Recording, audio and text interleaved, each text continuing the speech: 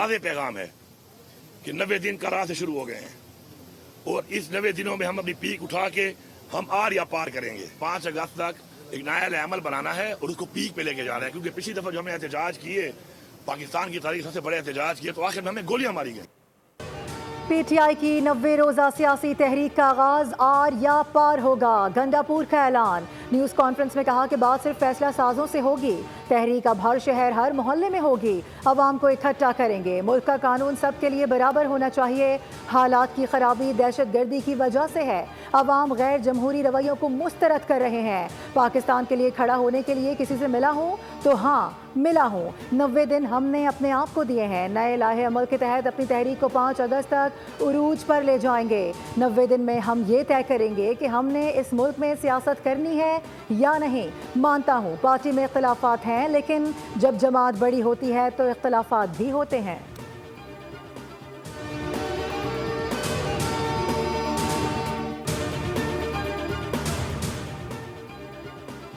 PTI एहतजाजी तहरीक से पहले ही इंतशार का शिकार। 90 रोज़ की मोहलत कहाँ से आई? तहरीक इंसाफ की पंजाब की चीफ ऑर्गेनाइज़र आलिया हमजा मरकज़ी क़यादत पर बरस पड़ी। कहा 5 अगस्त के मुकाबले में 90 दिन का प्लान कहाँ से आया है? तहरीक कहाँ से और कैसे चलेगी? क्या कोई रोशनी डालेगा? क्या बानी की रिहाई के लिए किसी लाहे अमल का कोई ऐलान हुआ? 26वीं आईनी तरमीम के हक़ में वोट देने पर तहरीक इंसाफ ने अपने 5 MNAs को पार्टी से निकाल दिया।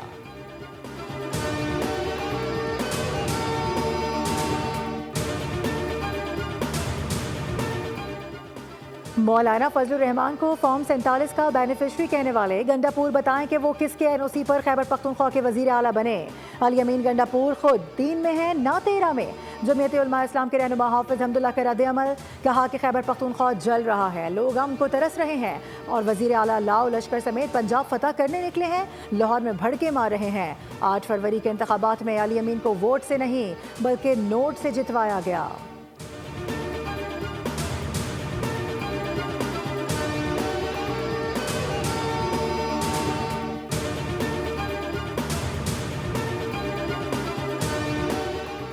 खैबर पख्तूनख्वा में हुकूमती कारकर्दगी से अवाम मायूस। पीटीआई वोटर्स ने भी अदम एतमाद का इजहार कर दिया। सर्वे के मुताबिक खैबर पख्तूनख्वा में 84% अफराद कानूनी निज़ाम से नाखुश हैं।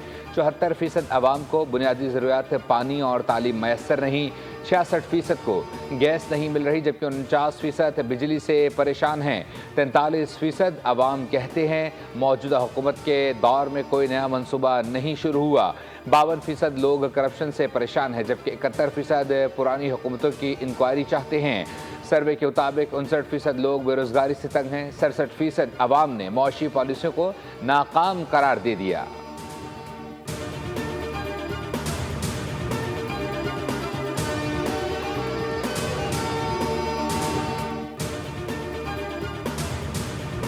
खैबर पख्तूनख्वा की जो हालत है उसको किसी सर्वे की ज़रूरत नहीं। कल तक भंगड़े डालने वालों को आज अपनी कारकर्दगी से मुतालिक सर्वे बुरा लग रहा है। वज़ीर इत्तलात पंजाब आज़मा बुखारी कहती हैं कि सर्वे खैबर पख्तूनख्वा में 12 साला जाली तब्दीली के मुंह पर तमाचा है। 73% अवाम ने गंडापुर सरकार को चार्जशीट कर दिया है। KP के अवाम पर जाली इनकलाबी तकरीरों और झूठे फ़लसफ़ों की हकीकत आया हो गई।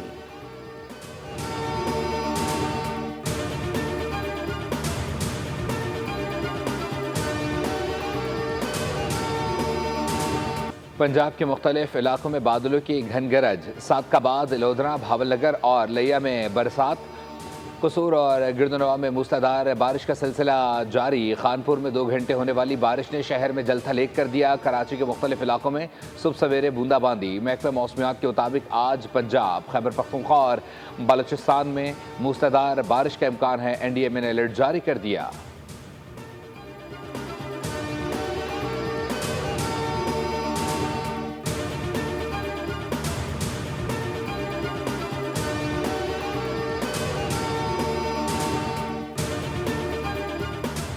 मुल्क भर में मॉनसून बारिशों से तबाही। मालाखंड में बारिश के बायस घर की दीवार गिरने से 2 बहनें जान बहक हो गईं। कोहाट में मकान की छत गिरने से एक शख्स जान से गया। जमरूद में 2 बच्चियां सैलाब में बह गईं। एक बच्ची की लाश निकाल ली गई, दूसरे की तलाश जारी।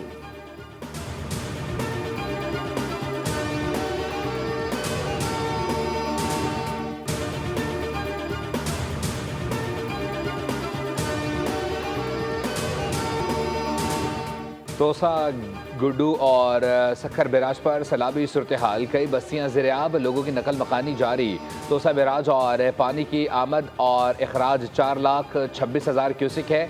तरबिला डैम में पानी की सतह 1,527 और मंगला डैम में 1,184 फीट हो गई। सलेमान के नदी नालों में तगयानी पर वज़ीर आला पंजाब मरीम नवाज का DG खान की इंतजामिया और इदारों को अलर्ट रहने का हुक्म। तोसा के इलाकों में सैलाबी रेले आने से मुतासरा इलाकों में रिलीफ कार्रवाइयों का हुक्म। बारिश का पानी खड़े होने से अवाम बिलखुसूस खुसूसी बच्चों और ख़वातीन को दुश्वारी का सामना है। हर सूरत में पानी की निकासी जल्द अज जल्द मुकम्मल की जाए।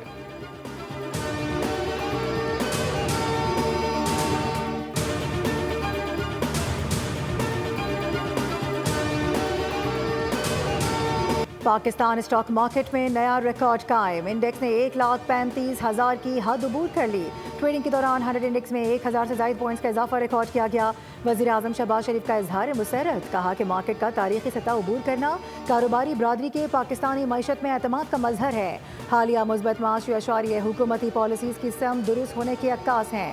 कारोबारी बरादरी को मुल्क में कारोबार दोस्त माहौल फराहम करना हमारी अव्वलीन तरजीह है।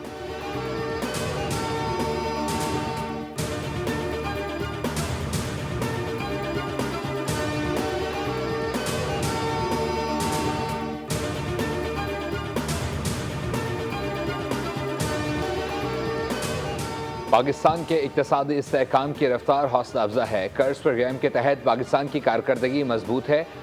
पाकिस्तान में नुमाइंदा IMF का SDPI में खिताब, कहा माहौलियाती इस्लाहात में पाकिस्तान की पेशरफ्त काबिल सताइश है। बैरूनी चैलेंजेस बदस्तूर मौजूद हैं।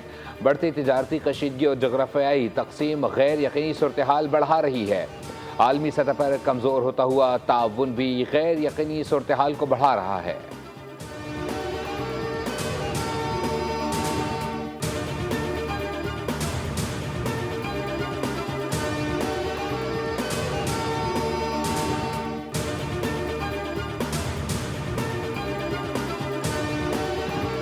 नायब वज़ीर आज़म इसहाक डार आज से चीन का 3 रोज़ा दौरा करेंगे। शंघाई ताउन तंजीम के वज़राए ख़ारजा काउंसिल के इजलास में पाकिस्तान की नुमाइंदगी करेंगे। दौरे के दौरान रूस, चीन और उज़्बेकिस्तान के वज़राए ख़ारजा से मुलाकातें भी होंगी।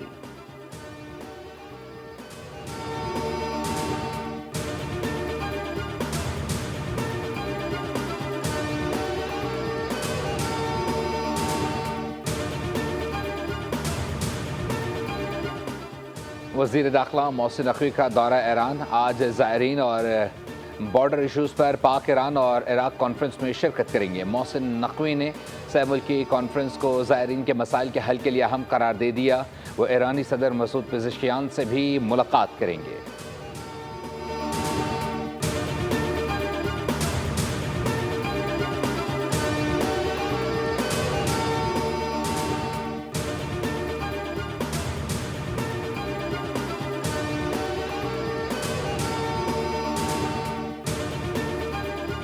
भारत और चीन के दरमियान पहले से मौजूद सरहदी कशीदगी पर एक बार फिर शिद्दत आ गई। तिब्बत के रूहानी पेशवा दलाई लामा की जानशीनी से मुतालिक बयानात पर बीजिंग की नई दिल्ली को सख्त तंबीह, कहा कि दलाई लामा का दोबारा जन्म और जानशीनी का मामला मुकम्मल तौर पर चीन का अंदरूनी मामला है। इस पर भारत का कोई भी मौक़िफ़ या मुदाखलत ताल्लुकात में मज़ीद बिगाड़ पैदा कर सकते हैं।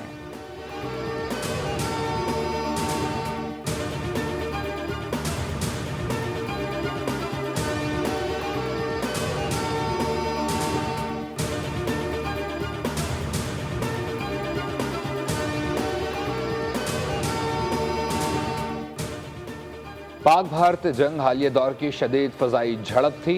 हम जौहरी रुझान और बढ़ते तनाज़ात के फैलाव का मुशाहिदा कर रहे हैं। फ्रांसीसी सदर मैक्रोन ने कहा है कि गुज़िश्ता चंद महीनों में हमने ईरान पर बमबारी, भारत और पाकिस्तान के दरमियान झड़पें, जिनमें हालिया दहाइयों की शायद सबसे शदीद फ़ज़ाई लड़ाई शामिल है, यूक्रेन जंग समेत बड़े तनाज़ात के फैलाव का मुशाहिदा किया।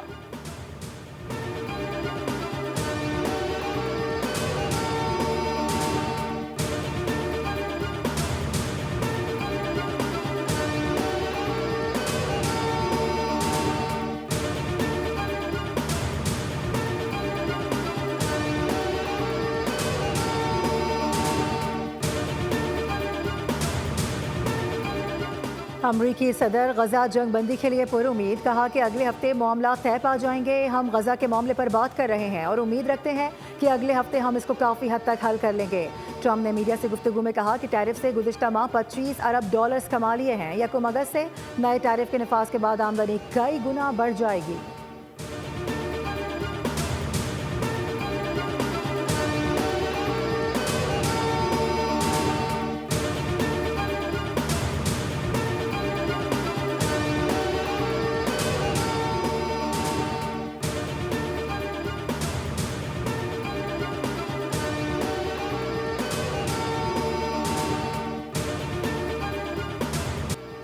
इजरायली फोर्सेस का गजा पर बमबारी का सिलसिला जारी। पानी की तकसीम के मरकज़ को निशाना बनाया। हमले के नतीजे में मजमूई तौर पर कम अज़ कम 95 फ़लस्तीनी शहीद हो गए। गुज़िश्ता रोज़ भी गजा सिटी की मार्केट पर इजरायली हमले में कम अज़ कम 17 फ़लस्तीनी शहीद हुए, जिनमें मारूफ डॉक्टर अहमद कंदील भी शामिल थे। दूसरी जानिब इटली से गजा के लिए इमदाद लेकर एक और कश्ती रवाना हो गई।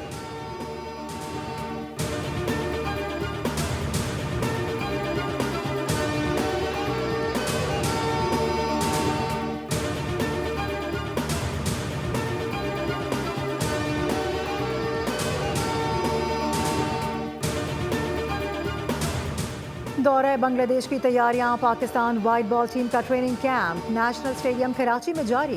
कैंप के 5वें रोज खिलाड़ियों ने सिनेरियो बेस्ड प्रैक्टिस मैच खेला। मैच में कोचेज ने खिलाड़ियों को मुख्तलिफ टारगेट्स दिए। बैटर्स और बॉलर्स ने दिए गए टारगेट्स को पूरा किया। मैच से कबल खिलाड़ियों ने वार्म अप सेशन किया।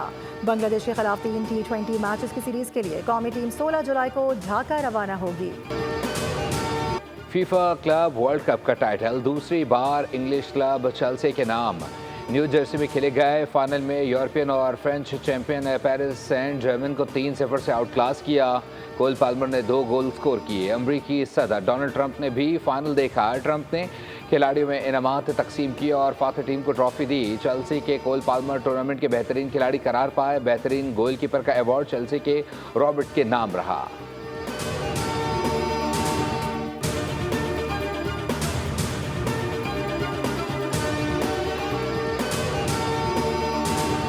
आलमी नंबर 1 इटली के यानिक सिनर ने पहली बार विंबलडन टेनिस चैंपियनशिप का टाइटल अपने नाम कर लिया। फाइनल में पहला सेट हारने के बावजूद भी दिफाई चैंपियन स्पेन के कार्लोस अल्काराज को 4 सेट के मुकाबले में ज़ेर कर दिया। यह सिनर के करियर का चौथा ग्रैंड स्लैम टाइटल है। वो 2 बार ऑस्ट्रेलियन ओपन और 1 बार US ओपन भी जीत चुके हैं। सिनर विंबलडन का टाइटल जीतने वाले पहले इतालवी। डुकाटी के स्पेनिश राइडर मार्क मार्केज ने ट्रैक पर एक बार फिर अपनी बर्तरी साबित कर दी। करियर की 200वीं रेस में शानदार फतह समेटी। जर्मन मोटर जीपी में तमाम हरीफों को पीछे छोड़ते हुए मुकर्ररा फासला 40 मिनट 42 सेकंड में मुकम्मल किया। रेस के दौरान कई राइडर्स क्रैश हुए। और बॉक्स ऑफिस पर सुपरमैन ने सुपर बिजनेस किया। पुरानी कहानी की नई पेशकश को फिल्म बीनो ने खूब सराहा। इस वीकेंड पर फिल्म $122 मिलियन का बड़ा बिजनेस करने में भी कामयाब रही।